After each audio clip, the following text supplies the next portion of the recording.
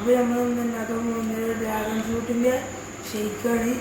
അപ്പോൾ നമുക്ക് അതിനായിട്ട് ഡ്രാഗൺ ഫ്രൂട്ട് കട്ട് ചെയ്യാം.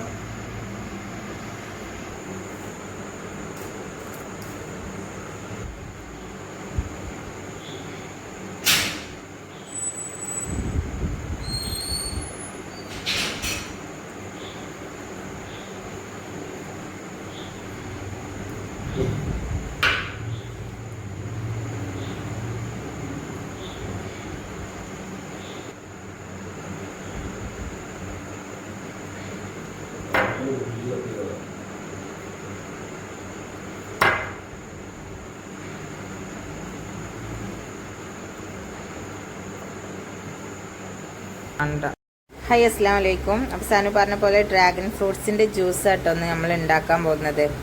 അതിനു വേണ്ടി ഡ്രാഗൺ ഫ്രൂട്ട്സ് തൊലിയൊക്കെ കളഞ്ഞ് ചെറുതായിട്ട് നമ്മൾ അരിഞ്ഞ് വെച്ചിട്ടുണ്ട്. ചെറിയ കഷ്ണങ്ങളാക്കി നുറുക്കി വെച്ചിട്ടുണ്ട്. അത് ജാറിലേക്ക് ഇട്ട് കൊടുക്കാം. നമുക്കിനി അതിലേക്ക് ആവശ്യമായിട്ട് വരുന്നത് പാലാണ്. നമ്മളിവിടെ ഗുഡ് ലൈഫിൻ്റെ പാലാണ് ഉപയോഗിച്ചിട്ടുള്ളത്. അപ്പോൾ ഒരു ബോക്സ് പാല് നമ്മൾ മിക്സി ജാറിലേക്ക് ഒഴിച്ച് കൊടുക്കുന്നുണ്ട്. ശേഷം പഞ്ചസാര ഇട്ട് കൊടുക്കാം. കുറച്ച് മിൽക്ക് മെയ്ഡ് ആഡ് ചെയ്യാം.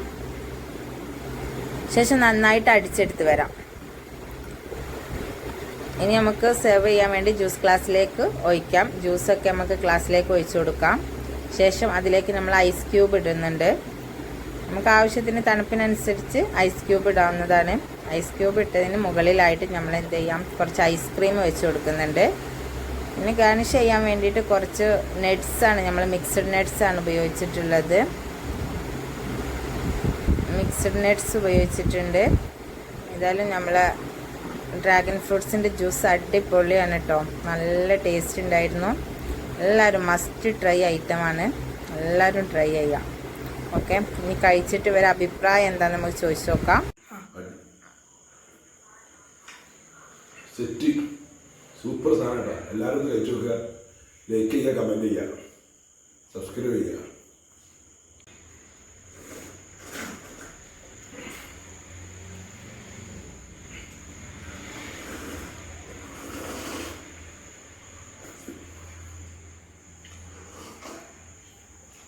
ഞാൻ ഉണ്ടാക്കിയെന്ന് പറയുന്നത് അടിപൊളിയായിട്ട് സൂപ്പറായിട്ട് എല്ലാവരും വീട്ടിൽ മസ്റ്റായിട്ട് ട്രൈ ചെയ്ത് നോക്കണം.